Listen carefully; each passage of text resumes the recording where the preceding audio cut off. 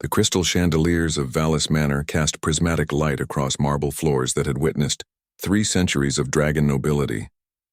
Arden Vallis stood at the entrance to his grand ballroom, scales shimmering like molten gold in the afternoon sun, watching something that made his ancient heart pause.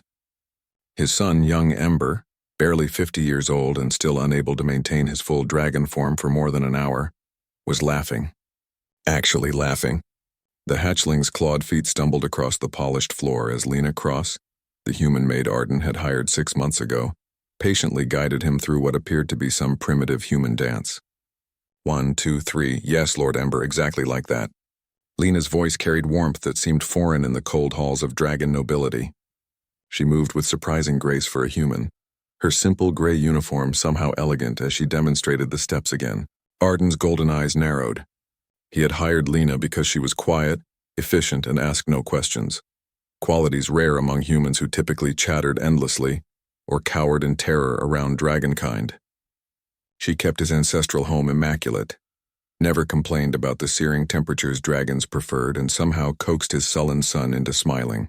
But this was inappropriate. Miss Cross, Arden's voice rumbled through the ballroom, deep enough to vibrate the windows. Both dancers froze. What precisely are you doing with my heir? Lena turned, and Arden noticed, not for the first time, that she didn't flinch. Most humans trembled when he spoke. She simply inclined her head respectfully, her dark hair pulled back in its usual severe bun. Lord Vallis. Young Ember expressed interest in attending the interspecies gala next month. I was teaching him the Terran waltz. Many dignitaries perform it. Dragons do not dance human dances, Arden said coldly, moving into the ballroom with the predatory grace of his kind. Each step was deliberate, powerful. We have our own traditions. Papa, please.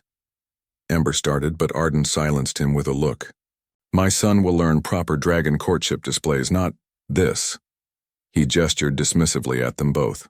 Miss Cross, you overstep your position. You are here to clean, not to educate. For just a moment, so brief Arden almost missed it, something flickered across Lena's face. Something sharp and dangerous. Then it vanished behind her usual calm expression. Of course, Lord Vallis, my apologies. She curtsied, a gesture that somehow seemed more mocking than respectful, though Arden couldn't say why, and left the ballroom. Ember's face crumpled. Papa, why? Lena is nice. She doesn't treat me like I'm weak just because I'm small. Guilt twisted in Arden's chest, but he pushed it aside. You are the heir to House Vallis. You must maintain dignity. Now go to your studies. 3 weeks later, the attack came. Arden was in his study, reviewing mining contracts from the outer colonies when the explosion started. The manor's shields, military-grade, capable of withstanding starship weapons, flickered and died. Alarms shrieked. Dragon separatists. Arden recognized their signature immediately as armed figures materialized in his hallway, scales black as void, weapons charged. They wanted him dead for supporting interspecies cooperation. They wanted his fortune to fund their war. Secure the hatchling, their leader snarled. Kill Vallis. Arden shifted to full dragon form, 20 feet of claws and fury, but there were too many. Plasma fire seared his wings. He roared, feeling ancient battle instincts surge. But he was a businessman now, not a warrior. Not for 2 centuries. A plasma bolt struck his chest, and Arden crashed through an antique table, gasping. This was how it ended then. He only hoped Ember would survive. The separatist leader's head snapped back as something small and lethal struck his throat. He dropped gurgling. Lena Cross stood in the doorway, and she was not a maid anymore. She moved like liquid death. Her uniform jacket was gone, revealing a sleeveless shirt and arms covered in military tattoos that Arden had never seen. In her hands were 2 human combat knives that shouldn't have been able to pierce dragon scales, but did repeatedly as she flowed through the separatists like a ghost. One attacker fired at her. She deflected the plasma bolt with a shield generator Arden hadn't known she possessed, closed the distance in 3 steps, and disabled him with brutal efficiency. No wasted movement, no hesitation. Another separatist charged her in full dragon form. Lena slid under snapping jaws, drove her knife into the soft tissue beneath the jaw, and used the dragon's own momentum to send it crashing into the wall. Within 90 seconds, 7 dragon separatists lay unconscious or dead, and Lena stood in the center of Arden's destroyed study, barely breathing hard.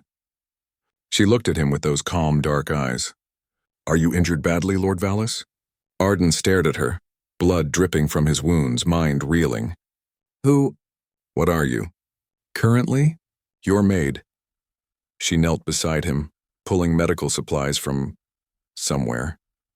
Her hands moved with practiced precision as she treated his wounds. "Previously, Lieutenant Lena Cross, Terran Marines, 4th Special Operations Division. Retired."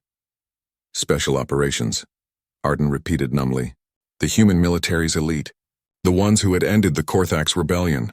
The ones dragons feared. Ember's safe, by the way," Lena continued, wrapping his chest wound. "I secured him in your panic room when the shields fell. Standard protocol. You knew they were coming.